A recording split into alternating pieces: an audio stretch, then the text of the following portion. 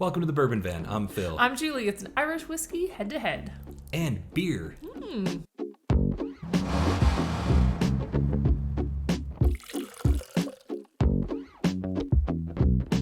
look snazzy today. I wore my greenest green shirt today. Did you now? I did. It's day 2 of Irish Whiskey Week here at the Bourbon Van. Yes. Are you excited?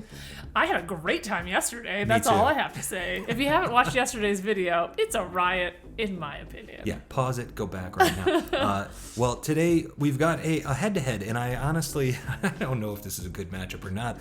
We've said it before, we'll say it again, right now, in fact.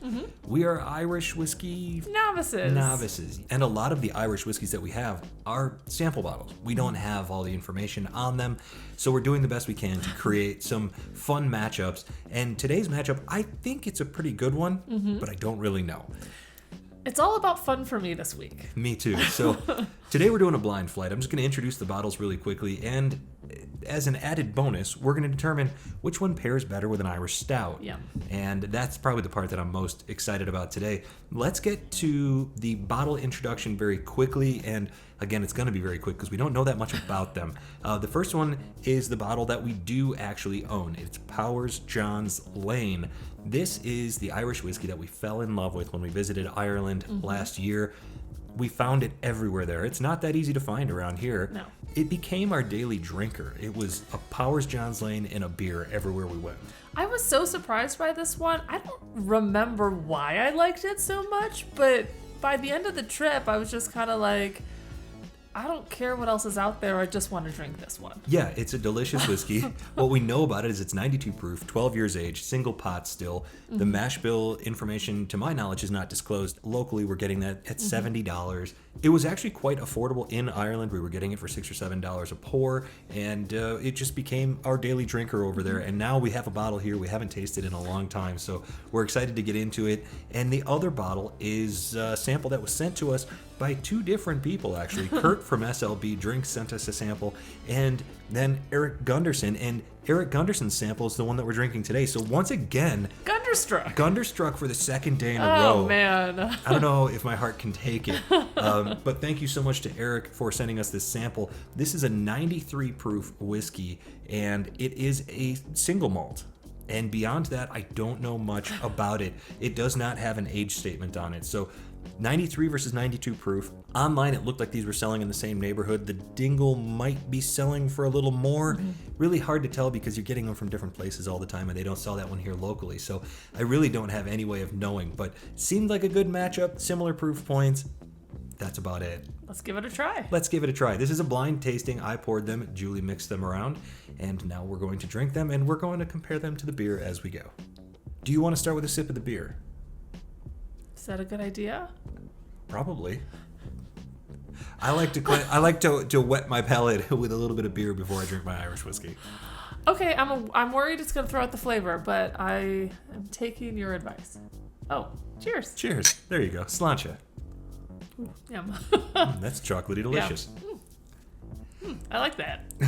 Me too. Winner. All right, so we'll do a quick nosing of these, and then we'll get on to the tasting. It's got a little bit of that barnyard earthiness that we experienced yesterday, I think. Yep, a little earthy, a little cidery. Yeah, there's a very sweet apple pear sort of thing. Do they make apple pears like in a bushel? Well, it seems like every sort of like fruit and vegetable has been blended into other things. Do they make a pear? Oh. Or purple? I don't think so. They're different textured fruits. Yeah.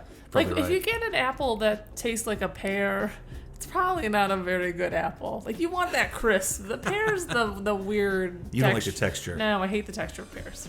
All right. Well, that was really helpful tasting notes. Wow, that smells like scotch. Holy cow, that's a totally different. I don't know if this was a good matchup or not.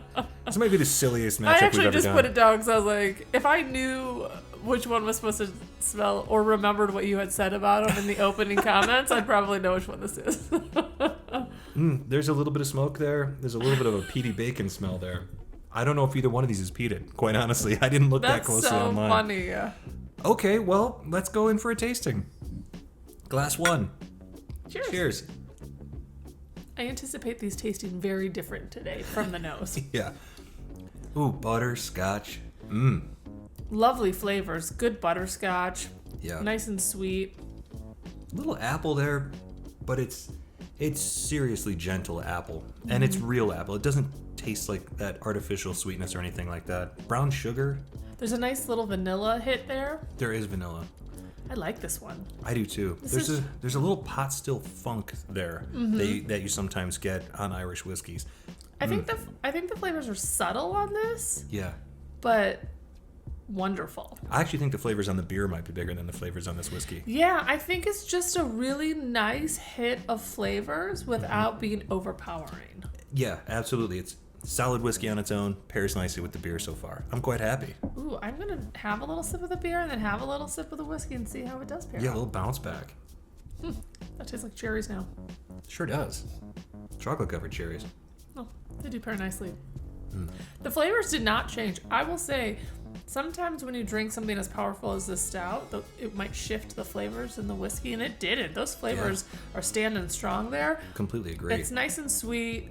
I like the appley pear note that it gives. It coats really well too in the finish. Yeah. It's hanging around, and yeah, you're right. The flavors standing up to the big flavors in that beer, that's a surprise for me. I didn't expect it. This tastes like a daily drinker to me.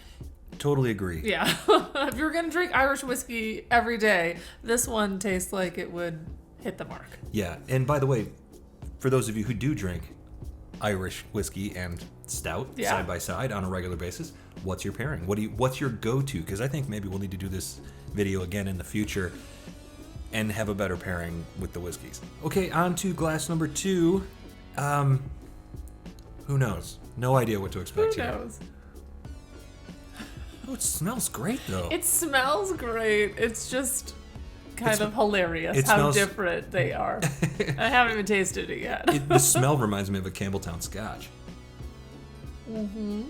This has a scotchy note to it, but also tastes like Irish whiskey. It's a really nice combo. This is an interesting flavor profile in this one, and I think I like it. Yeah, things just got really interesting here Yeah. because I thought on the nose this one was going to stand out. It wasn't going to hang in there. The flavors were going to be too weird, and we wouldn't. This is a really solid head-to-head all of a sudden. This tastes like our trip. We did most of it in Ireland, but then snuck over to Scotland for a few days, and that's kind of what, like, you got a little scotch tucked into this Irish whiskey here. Yeah, and it's interesting. I'm not getting a ton of tasting notes right off the bat. There's an earthy, farmy quality here. There's like almost like a chalky, I don't know, stony effect happening here. And that might sound bad. It's not. It's interesting. No, there is a little bit of a minerality to it. There you go. I feel like there's some pepper notes in there. Ooh. There's good, I guess it's peat. Maybe it's not. Maybe it's just a hit of smoke. It's just interesting. It was unexpected, I guess, especially compared to the first glass. What is that flavor note you get from like red wines that's almost like a gravelly stone sort of thing? I haven't done like a proper wine tasting in a long time, but there's some of that effect here. It's almost that same, like I just drank a red wine and I got the stone or the gravel. I like it here. It's totally unexpected. Well, let's throw some red wine in the mix and see if we can get... No, I'm just kidding. We might have a box around here somewhere. We had the same idea there to go back to the beer all of a sudden. Yeah, I'm very interested in this. You can't really compare them. Like, Yeah.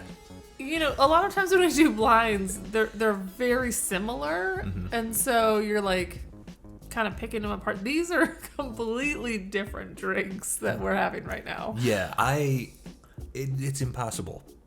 Well, I mean, it doesn't matter. I mean, it feels like if you're looking for something easy going and chill and you want something for your everyday, then definitely go with what's in glass number 1. If you're looking for something a little bit spicy, you had a rough day, or maybe you're just feeling a little crazy, let's go with glass 2. Yeah. If you really want to get crazy, then go with the cast strengths from yesterday's video.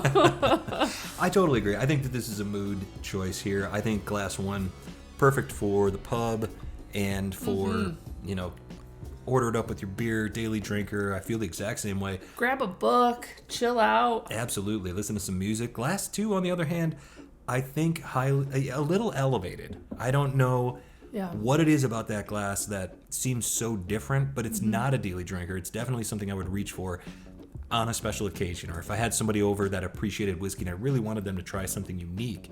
But for me, for what we're doing today, and I think I'm about to make my decision, glass number 1 pairs better with the beer, hits my palate better as a bourbon drinker, and quite honestly is just a beautiful little sipper that I want more of all the time. Glass 2 I want to take my time with and explore those flavors. But for the mood that I'm in right now, this week, drinking beer, Irish whiskey week, I want glass number 1. If the criteria is which one do I want to drink a beer with, it's glass number 1. Okay. Yeah. I mean, it's as easy as that. I like them both. I don't think that this matchup lends itself to choosing which one you like better. This might be the worst Bourbon Van video of all No, time. but at the same time, I'm pairing it with a beer. I want glass number 1. If I'm drinking solo, glass number 2 might hit the mark, but it's not a flavor profile that I crave all the time. Absolutely agree. I think it's time to find out exactly what these are. Let's do this. Boy, did we pick 2 oddballs here that are nothing alike. I feel like the theme of this week is anything goes. Let's learn about Irish whiskey. Glass A for both of us? Yes, please. A as in, aw, man, that's delicious. Oh, man. I think so, too. That's the Powers. I love it. John's Lane, and Yeah. we have a full bottle of it, and I'm glad that we do because that is...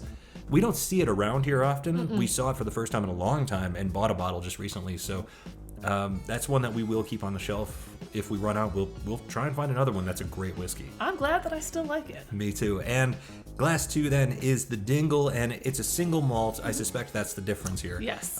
Because the John's Lane, they don't tell you what the mash bill is. So I think that maybe that's the difference. I don't know. If you know more about these whiskeys, let us know in the comments. We honestly are doing the best we can to make some good comparisons here. This video probably isn't helping anybody, but I definitely learned something today about these 2 whiskeys. And the Dingle, very solid, very interesting. And thank you to both Kurt from SLB Drinks and Eric Gunderson for sending us samples of it, because obviously we have a little more to explore, and we'll definitely do that at some point in the future. So, what did we learn today? We like Irish whiskey. From wherever we are. To wherever you are. Cheers. Cheers. Come back tomorrow. We'll do a better job. Maybe.